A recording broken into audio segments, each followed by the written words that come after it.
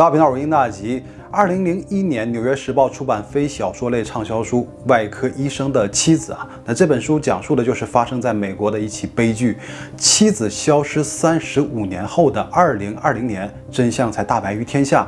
那今天的内容就为你讲述外科医生的秘密。1985年7月7日，星期日，美国纽约曼哈顿上东区29岁女性盖尔·卡兹突然失踪。当晚，她的丈夫罗伯特·比伦鲍姆给朋友和岳母打电话说妻子失联。这天两人吵架之后呢，妻子就离家出走了。岳母告诉罗伯特赶快报警，但他没有着急报案，而是独自忙乱地打扫房间到凌晨，还在凌晨搞出了很多声音。邻居们也都因此联系管理室进行投诉。第二天，1985年7月8日早晨，罗伯特才联系警方，报案说妻子失踪。警方立刻前往公寓进行调查，但奇怪的是，离家出走的妻子盖尔将钱、信用卡、香烟和汽车钥匙等随身物品全都放在家里。对周边的邻居进行了询问，邻居们说这对夫妻经常吵架，由此警方认为丈夫罗伯特很可疑，所以就重点对他进行了讯问。而他说自己很冤妻子消失那天他一整天都在家里。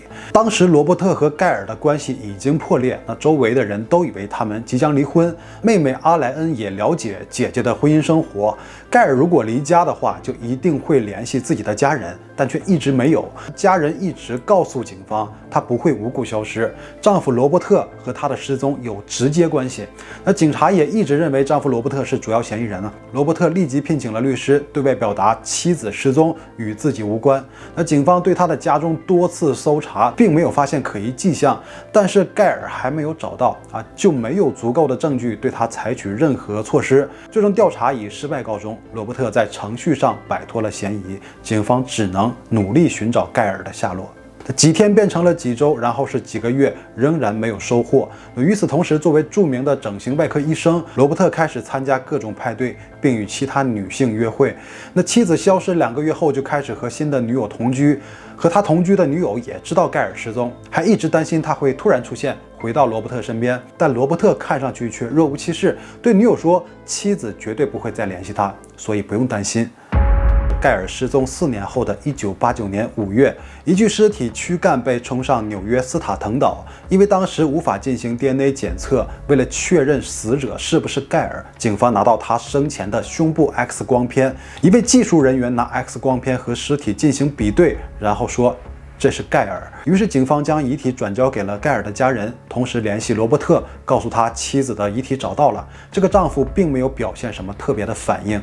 在1989年秋天，盖尔的家人为他举行了葬礼。他的离去让家人备受打击。到葬礼结束后，他们同时也感觉终于了结了一桩心事。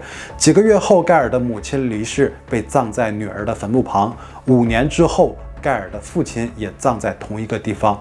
去世前，盖尔的父母还感到很幸运，说在临死前能把女儿找回来，感到安心。盖尔的妹妹阿莱恩也得到了些许安慰，平和地送走了父母。1998年 DNA 检测技术得到广泛应用，警方希望对9年前埋下的盖尔尸体进行再次检测。在征得家属的同意后立即对从遗骸上提取的 DNA 和盖尔的妹妹阿莱恩的 DNA 进行了比较。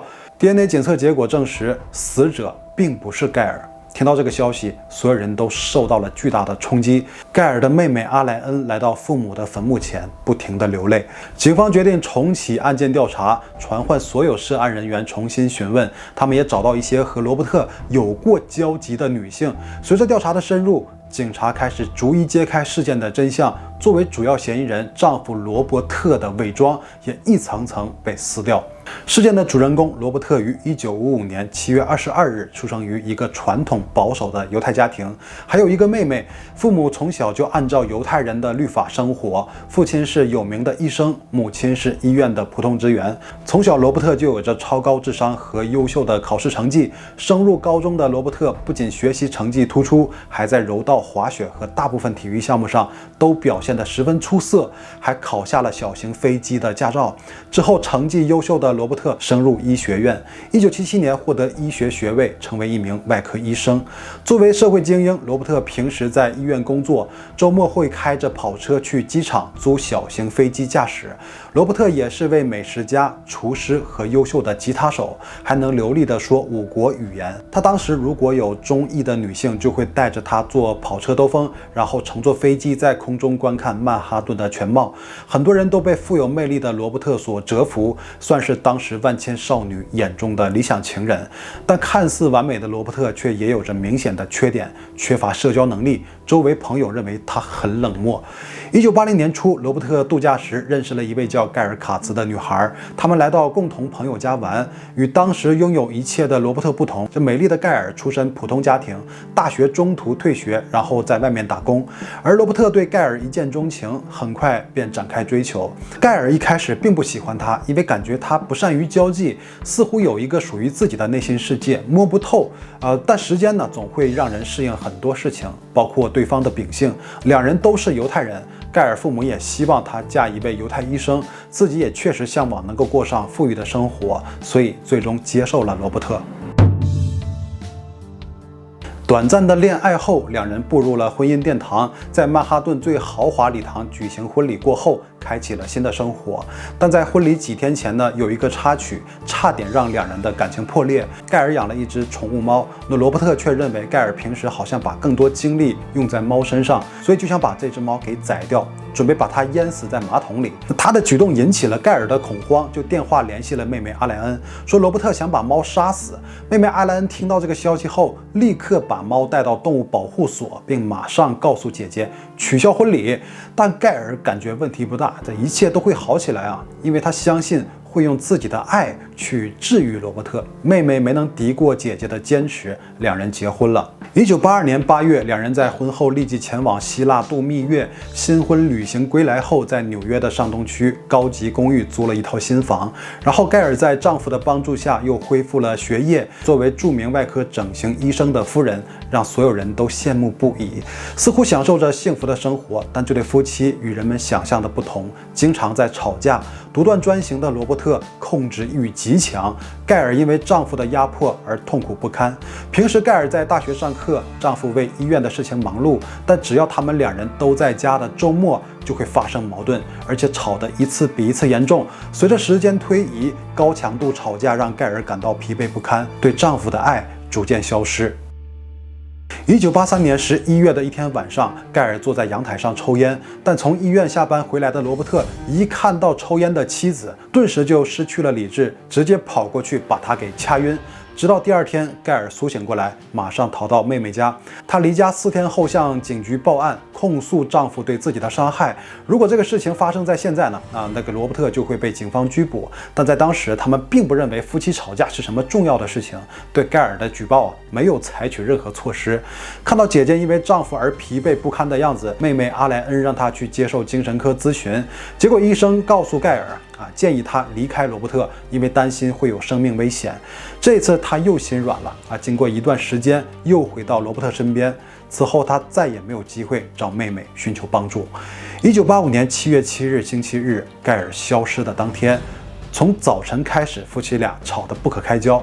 当天罗伯特也确实待在家里，但深夜却偷偷开车去了机场，租了一架轻型飞机，深夜乘飞机飞向了大海。然后他又伪造了飞行记录，把时间改到实际飞行的第二天。天亮之后向警方报警说妻子失踪。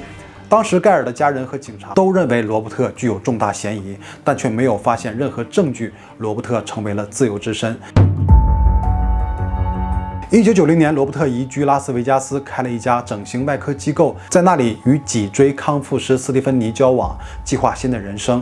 每到周末，他们都会一起到墨西哥贫民窟做医疗服务，免费给人们治疗，并展现出了超高的医术。当时墨西哥人甚至把罗伯特当作救世主一般。斯蒂芬妮也对罗伯特的爱慕之情越发浓烈，但随着时间推移，罗伯特很快摘掉面具，露出他的邪恶本性。